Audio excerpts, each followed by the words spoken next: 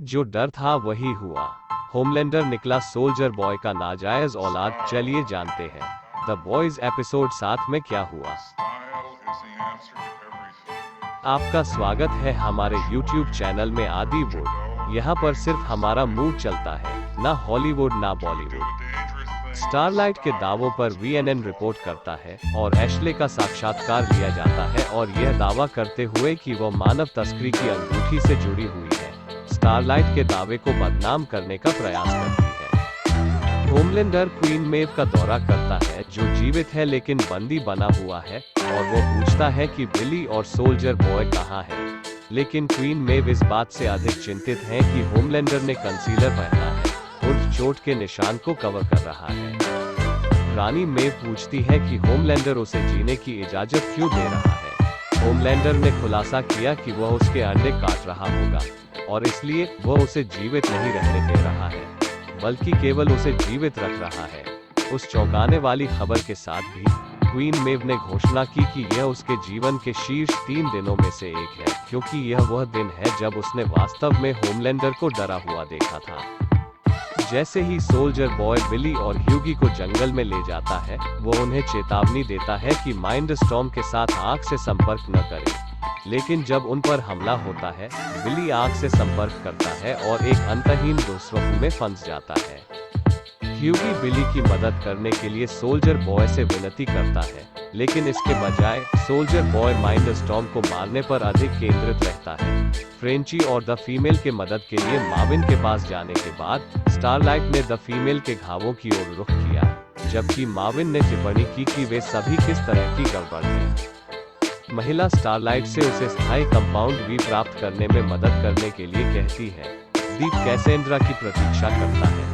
वह सुझाव देता है कि वे किसी और को रिश्ते में लाते हैं, और जब वह पूछती है कि क्या उसके मन में कोई और है, तो डीप ऑक्टोपस को बाहर लाता है। लेकिन यह कैसेंड्रा के लिए बहुत अधिक है और वो उसे छोड़ देती है। सोल्जर बॉय और ह्यूगी एक नन और एक पुजारी से मिलते हैं, लेकिन सोल्जर बॉय का मानना कि वे होमलैंडर के दिमाग के नियंत्रण में काम कर रहे हैं, और वह पुजारी को सिर में गोली मार देता है। ह्यूगी नन को नुकसान पहुंचाने से रोकने के लिए सोल्जर बॉय से बात करने की कोशिश करती है, लेकिन जब नन ह्यूगी पर हमला करती है, तो सोल्जर बॉय उसे भी गोली मार देता है। जब होमलैंडर स्टारलाइट के विश्वासघात से जूझता है, तो वो एक गाय का दूध निकालता है।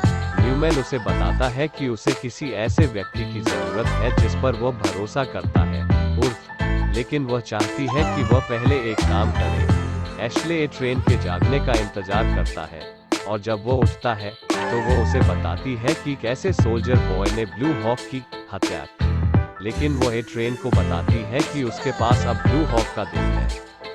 होमलैंडर और स्टारलाइट एक दूसरे में टक्कर देते हैं। वह स्टारलाइट से कहता है कि उसने जो कुछ भी कहा है वह वापस ले लेगी, लेकिन अब वो उससे नहीं डरती। और जब होमलैंडर ने ह्यूगी को मारने की धमकी दी, तो स्टारलाइट ने खुलासा किया कि वो पूरी बात अपने इंस्टाग्राम अकाउंट पर रिकॉर्ड कर रही है।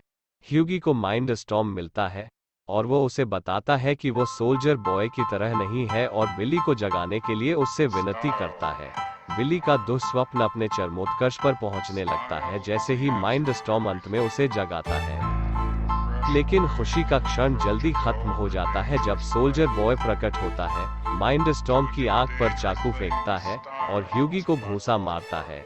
जब सोल्जर बॉय माइंडस्टॉर्म से ऑफ स्क्रीन कुछ सुनता है, तो वह माइंडस्टॉर्म को मौत के घाट उतार देता है।